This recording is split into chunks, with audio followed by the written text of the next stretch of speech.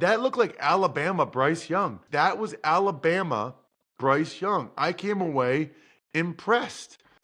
You're tuned in to the Ross Tucker Football Podcast, guiding your gridiron journey, none other than your host, former NFL lineman, Ross Tucker.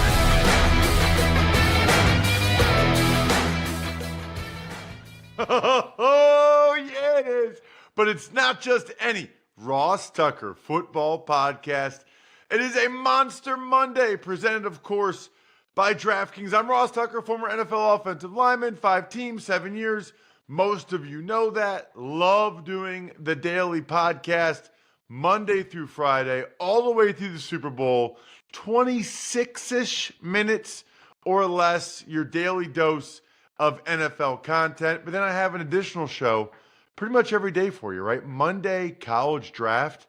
We'll talk about Emory's bets from conference championship weekend, but also we'll dive into the college football playoff. If you want to hear what Emory and I have to think about the college football playoff, certainly check out the college draft podcast this week. Then on Tuesdays, we do the Even Money betting podcast, which is very popular. Steve Fezzik and I do extremely well on that show. Wednesday and Thursday, we have not one, but 2 fresh new episodes of the Fantasy Feast podcast, which is either awesome if you love fantasy, or if you just like hearing about players and stats and information, that's really cool as well. Mondays, though, I kind of give you my overarching themes. Then I give you what I thought were the takeaways from each game. It's a new week, which means we'll have new winners, right? You can spread the word via social media. What a great way to do it is just to post your Spotify Wrapped, whatever that thing is, on social media. Tag us at Ross Tucker Pod. That's an easy peasy way to be the spread the word winner this week. At Ross Tucker NFL, at Ross Tucker Pod. Screenshot the Spotify Wrapped and post it. Sponsor confirmations, you guys know we got so many cool sponsors. Futurefans.com, using that code Ross is an incredible, incredible gift for any young person in your life or any family in your life. Of course, you guys know how I feel about westshoreHome.com/Ross and getting new doors or new showers or new bathrooms like I have done. Anyway, a lot to get to today. Love the YouTube shout outs. Those are people that just give us a comment. YouTube.com/Ross Tucker NFL. That thing keeps on growing. It is Big Show time. The Big Show. All right, Ross, as you mentioned in the intro, what are your overall themes from Week 14 across the NFL? So there's a bunch. And I guess I will start with, there's a bunch of injuries I guess I could get into, Jack, including Zach Martin, being done for the season, maybe career-ending surgery. The reason why I mention that now, as opposed to when we get into the games, is because the Cowboys play tonight.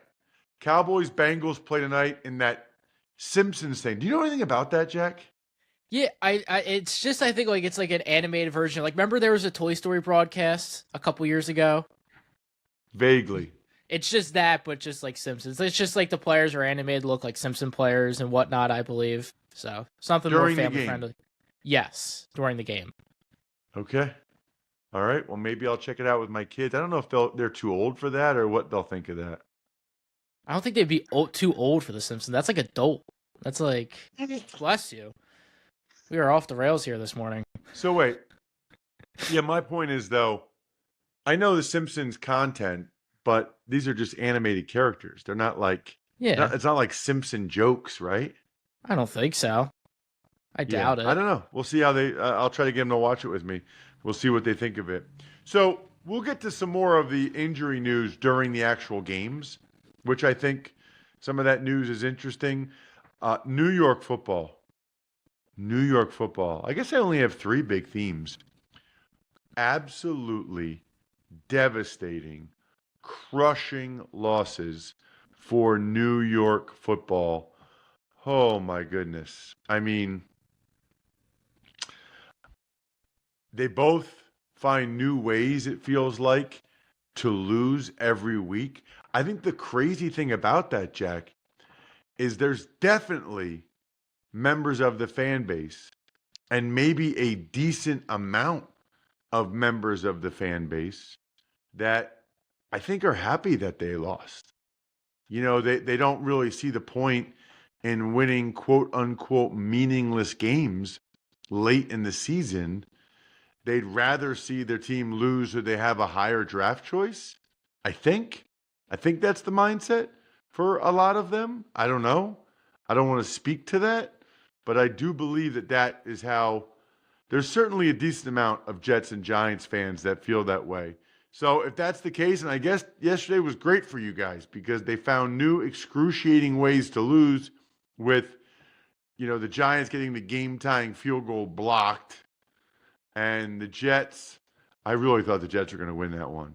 Kudos to the Dolphins, man. They just kept battling and they come back to win. But the Jets, even when they take the lead, and it looks like they have a great chance, they allow that big kickoff return, and the kicker gets absolutely annihilated trying to tackle Malik Washington, which is always kind of funny for me. By the way, my Sunday themes are presented by Labatt Blue Light. You guys know how I feel about Labatt Blue Light.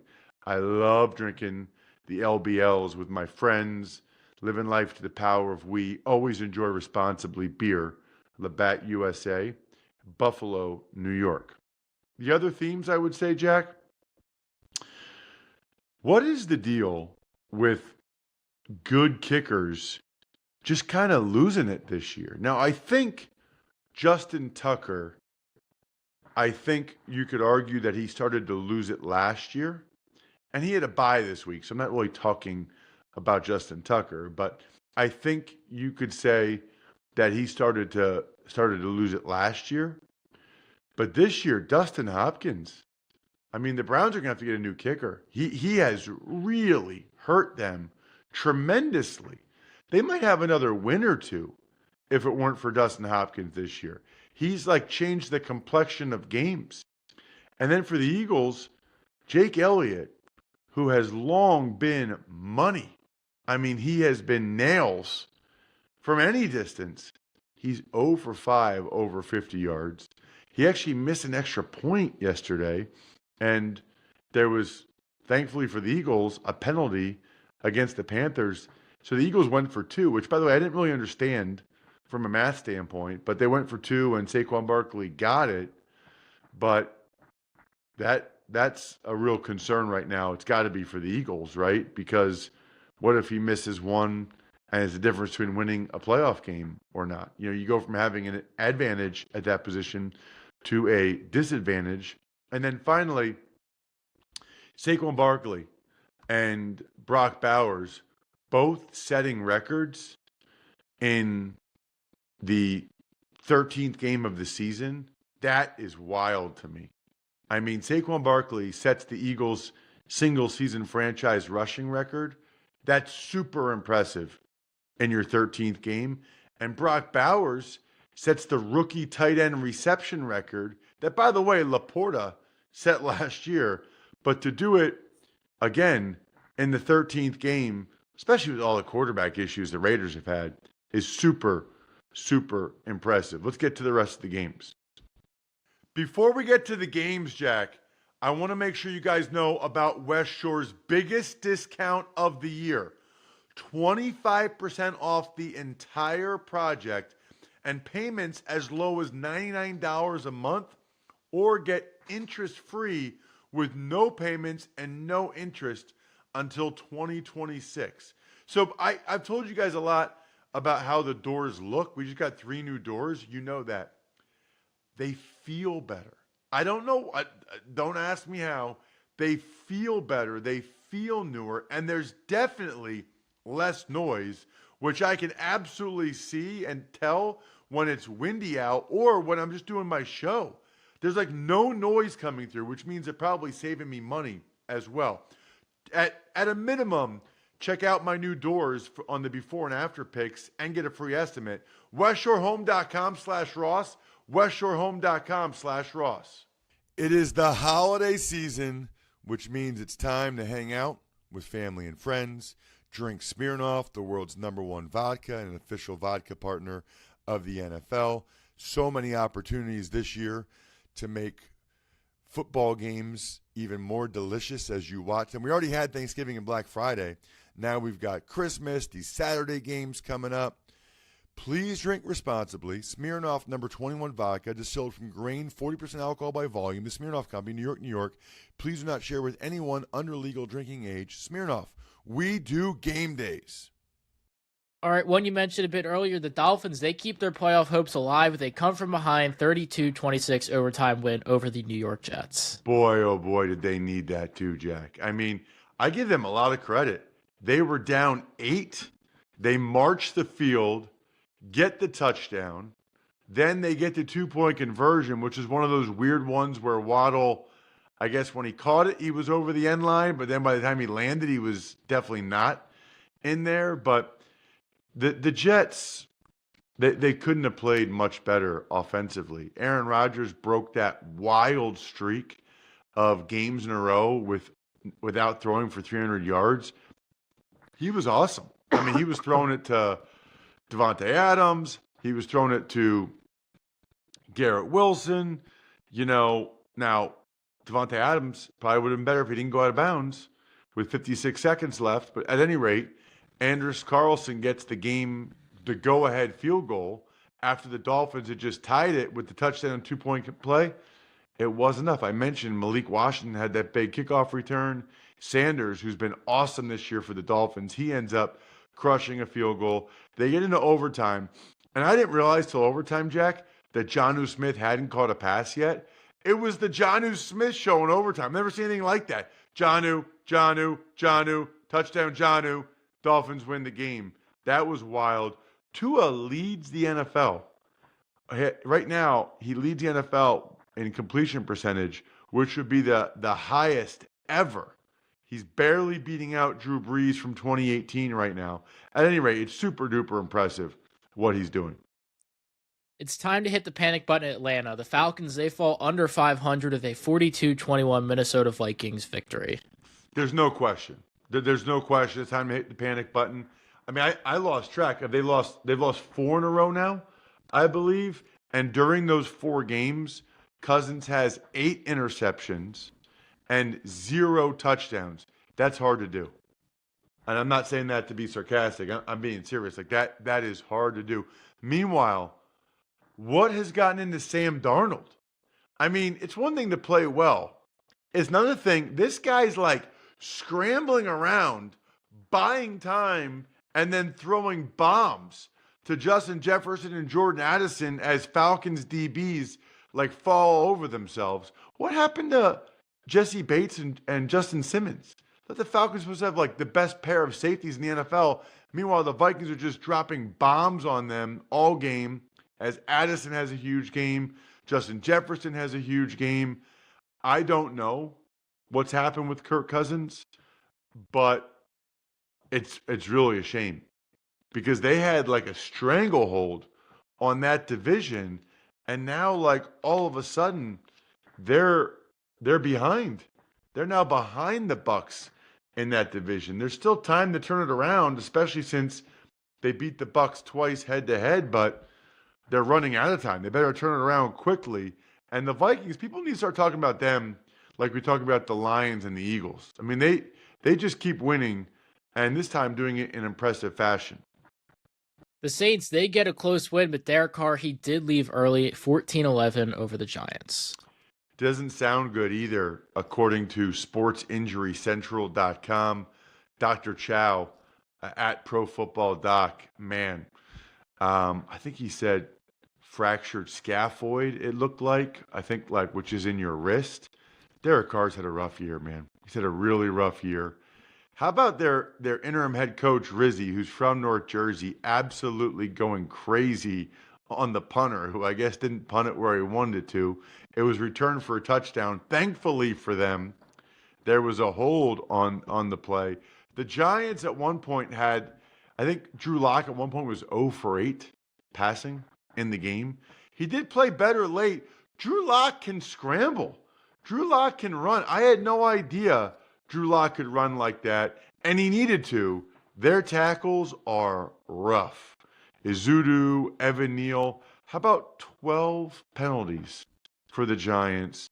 Pre-snap, delay game, false start. I mean, They just don't help themselves at all. Thought the Giants' defense was a little bit better, but the offensive line for the Giants, once again, really struggling. Chase Young was in the backfield all game. Eagles, they just get by a very improved Bryce Young and the Carolina Panthers 22-16. Survive, escape, whatever word you want to use, I think it's apropos for that game because I don't know how it happened, but the Eagles let Xavier Legette get behind them, and Bryce Young threw a perfect pass, and Legette couldn't hold on. Should have been a touchdown, should have been the game. Although the Eagles would have had a chance to get down a field goal range, but you heard what I said earlier in the show about Jake Elliott. Who knows what would have happened in that situation. The Eagles were able to survive. You know, the guy that jumped out to me the most in the whole game, Bryce Young. That looked like Alabama Bryce Young. The Eagles could not get him down on the ground. He's like slippery. He's not fast, but he just moves well enough for you to not get him down. And he makes the right play a lot of the times. That was Alabama Bryce Young. I came away impressed. You know, for the Eagles, Saquon Barkley did his thing. He always does, although he didn't break a super long one. I don't think he had any over like 18 yards, maybe. Darius Slay played well. Zach Bond played well. They needed both those guys. They talked about it after the game, but something is off with the Eagles' passing game right now. It's not in a rhythm to be kind. And ultimately for the Eagles, they needed guys at all three levels, Jalen Carter, Zach Bond, and Darius Slay, to make plays to win that game. And Gardner Johnson delivering some hits. The Steelers, they take care of business against the Cleveland Browns 27-14. Classic Steelers game. You know, this was not one of those higher scoring Steelers games. This was more, you know, Alex Highsmith getting in the backfield, wreaking havoc. This is Keanu Benton, the nose tackle, picking off a screen pass. A Landon Roberts blowing up the Browns center. I mean, that's what this game was about. I already mentioned that the Browns need a new kicker. That was brutal. You know, the Steelers, it wasn't necessarily pretty, right? I mean, it wasn't like they didn't put up a ton of points. It wasn't as flashy as it was the last couple games, although probably part of that's because George Pickens didn't play. He was inactive. And I know he hurt his hamstring, you know, I know he hurt his hamstring in practice on Friday. That's a good lesson, too. You can't talk trash during the week like he did and then not play in the game on Sunday. That is illegal in the NFL. You can't, I don't even know who Greg Newsome is, which is a self-owned. You don't know who the starting cornerback is? Do you not watch film? Do you not prepare for your opponent? Like that's like a silly self-owned to me. At any rate, I thought Mike Williams made some nice catches. Russell Wilson had an awesome throw to Freiermuth. Steelers-Eagles next Sunday is going to be huge. Tampa Bay, they take the lead in the NFC South with a 28-13 win over the Raiders, who also did have some quarterback injuries. Just brutal. I mean, everything about this Raiders season is brutal. My guess at this point is right or wrong. I think that Mark Davis will reset things and probably move on from Antonio Pierce. I don't know that that's the right decision, but I think it's probably what he'll end up doing. I don't know. I mean, I'm sure Antonio Pierce could have done some things better. But like in this game, Aiden O'Connell made some critical errors again. Then he got hurt. Sounds like he's done for the year. It felt like the Raiders' defense really came to play, so I give them a lot of credit for that. Chasen had that awesome interception, but they weren't able to slow down the run enough, even after Bucky Irving went out of the game for the Bucs. They did force Baker Mayfield into mistakes, but the Raiders just squander. Like they get that interception, and then they fumble the snap on the next play. They just are. There's so many plays in a game where you're like, yep, that's the Raiders season this year. Yep, that's the Raiders this year. It's like uncanny. Jaguars beat the Titans 10-6. I don't got anything else. I don't have any catchy phrases for that one. We went into the fourth quarter with not a touchdown scored in the game. It was like the Jaguars-Titans score a touchdown in the game challenge. And the Jaguars finally did it. Tank Bigsby, 8-yard touchdown run. He did it. Mac Jones, for some reason, does not play very well until it's like the fourth quarter. Then he plays better, I guess, or at least well enough. 11 for 14, 100 yards after halftime, 2 scoring drives. I mean, that was enough. What a horrible loss for the Titans. I mean, if you felt like they were building something, including the win over the Texans, and then, okay, they laid a stinker at the hands of the Commanders, you can live with that. Scoring 6 points at home against that Jaguars defense, that's a bad look. That is something that you really cannot do, but that's exactly what happened. They had their chances too. I mean, felt like every time they went into the red zone, they either settled for a field goal or got nothing out of it. They went for a fourth down and didn't get it. The last play of the first half, Levis is getting master blasted from Josh Hines-Allen, and he hurts his shoulder again. Just a really, really ugly loss, I would say, for the Titans. Seattle's offense exploded in the first quarter, leading the way to a 30-18 victory over the Arizona Cardinals. Well, so this is a crazy game because the Cardinals go and they score a touchdown on their first drive. You know, Kyler Murray hits Michael Wilson, and you're like, okay, I really thought the Cardinals were going to come out and play very well in this game. I also thought, for those of you that listen or watch the Even Money podcast, I thought that it would be a lower scoring game. But what happened was it's 7-3, okay? The Cardinals are leading. Kyler Murray throws a horrible pick, and the Seahawks score. So you're like, okay. Then the Cardinals get the ball back. He throws another bad pick. Looked to me like maybe he wasn't on the same page with Zay Jones. Seahawks score again. It went from 7-3 Cardinals to 17-7 Seahawks in like the blink of an eye. But the Seahawks were just better. Cardinals couldn't really run it very effectively at all. Meanwhile, Zach Charbonnet ran all over the Cardinals, seemingly did whatever he wanted to do. You know, the punter gets hurt for the Cardinals, and the kicker's punting. He doinks a 40-yard field goal, which would have given them a chance to make it a one-score game. Hard to overstate how big that win is for the Seahawks and their NFC West hopes, and how damaging it is for the Cardinals. Buffalo seemingly ended their own comeback with a poorly called timeout. What was a 44-42 shootout with the LA Rams. Right, so 2 things on this one. Number 1, never done this before, but not 1 but 2 players in this game get my 11 Oaks hungriest performance. Puka Nacua and Josh Allen. Josh Allen was incredible in this game. 3 rushing touchdowns, 3 passing touchdowns. No one's ever done that before. He had no turnovers. He was a man possessed, and they still lost. Because on the other side, Puka Nacua and Stafford were men possessed. In particular, though, Nacua. What a combination that guy is of the physicality with blocking and run after catch, but then, you know, like the balance and the beauty of those sideline catches. Kudos to Josh Allen and Puka Nacua for being my 11 Oaks hungriest performance of the week this week.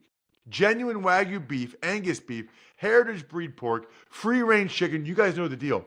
It's all locally raised right here in Central PA. You can shop in person in Newville if you want, or do what I do, 11oaksfarms.com. I have been on the farm premises. It's awesome. 11oaksfarms.com. Really bad look, I thought, for the Bills defensively. I mean, Matthew Stafford and Sean McVay absolutely sliced and diced them. If they had had any resistance on defense, any at all, they would have won the game. Couldn't even stop him on fourth downs. The other things that really killed him, you got a punt block for a touchdown. That's how you lose in the NFL. Punt block for a touchdown. And you referenced it, Jack, and I said this on social media yesterday, at Ross Tucker NFL.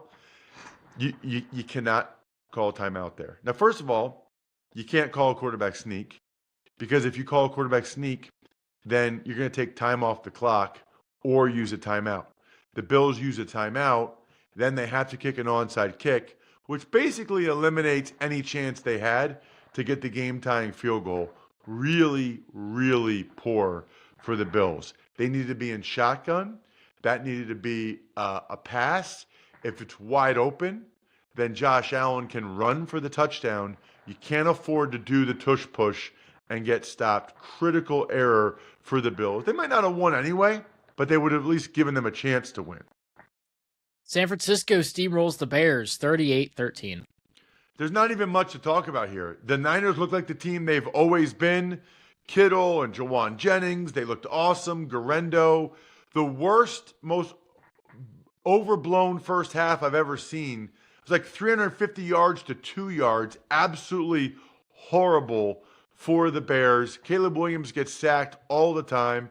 And then I don't even know what to say about the Chiefs-Chargers game. I'll give the Chargers a lot of credit for battling the way they did the whole night, even without Ladd McConkey, who was out for the game. The Chiefs, 10-0 in one-score games. Each one has been its own unique story. This one was a doink for the win by your fourth kicker of the season. Are you kidding me? I loved how the Chargers battled, but ultimately not enough as the Chiefs clinched the AFC West yet again. Although that DJ Humphries, he didn't look real good, and he got hurt. That's concerning. I think we're done here. Thanks for tuning in to the Ross Tucker Football Podcast. Make sure to also check out Even Money, Fantasy Feast, and College Draft, all on the DraftKings Network, YouTube, or subscribe to the podcast on your favorite platform. Shout out myfrontpagestory.com. Love myfrontpagestory.com. You guys know it's a guaranteed autograph and guaranteed best gift you could ever get a loved one.